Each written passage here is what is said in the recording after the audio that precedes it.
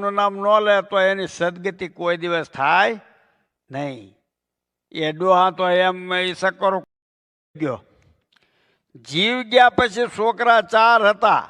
છોકરાને એમ થયું કે બાપાએ જીવતા તો ના, હવે જો આ અસ્થિ છે એને કાશીએ પધરાવીએ તો એની કાંઈક સદ થાય.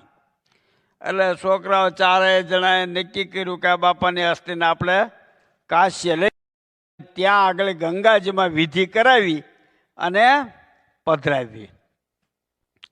હવે એના માટે ચાંદીની સરસ મજાની ડાબલી બનાવી. એ ડાબલી બનાવીને એની અંદર અસ્થિને રાખ્યા. અસ્થિ લઈને ગયા ત્યાં ગયા પછી બ્રાહ્મણને બોલાવ્યો, બધી વિધિ કરી હરિદ્વારમાં. આગળના ભાગમાં પુરુષો હતા, નીચે બૈરા નાતા હતા. એમાં એક 4 નાના દીકરાની હોવ પણ હારે હતા. તે એ નાતા પેલા લોકોએ અસ્થિનું વિસર્જન કર્યું ને ગંગા. તે ઓલી નાની હોવ હતી એ આમ ડૂબકી મારવા ગઈ હતી, ડાબલી પાસે એના હાથમાં આવી. હાથમાં એમ થયું કે ગંગાજી મારી ઉપર પ્રસન્ન થઈ ગયા. એટલે એને આગ્રાને ફેસલાવી દીધી ડાબલી. કોઈને કીધું નહીં, કોઈને કાંઈ કીધું નહીં, પર ગંગાજી પ્રસન્ન થયા છે અને મને આવું કાંઈક આપ્યું છે એમ.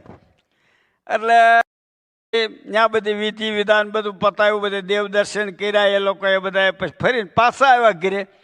પાછા ધણીને વાત કરી કે ભાઈ મારી ઉપર ગંગાજી પ્રસન્ન થયા અને મને એક ચાંદીની ડાબ.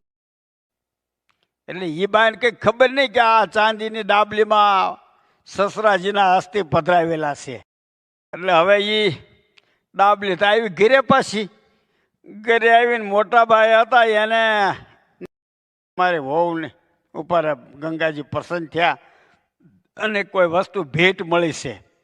એટલે મારે ભાઈ ભેગા થયા એમ કે ભાઈ જો જે મળ્યું હોય તે એના નસીબમાં હોય ને ગંગાજી પ્રસન્ન થયા ને એને મળ્યું એને મુબારક. આપણે કંઈ જોતું નથી, આપણે એને આપી દેવાનું. એટલે પછી ભેગા થઈ અને ઓલે કીધું કે ભાઈ જે કે આપો અમને દેખાડો. એટલે એ ઓલા તો પુરુષોને જ ખબર હતી કે ભાઈ સાંજની ડાબલી પધરાવ્યો અસ્થિ. હા, અને ડાબલી જેવી ખોલીને ત્યાં ભાભાના અસ્થિ નીકળ્યા અંદરથી.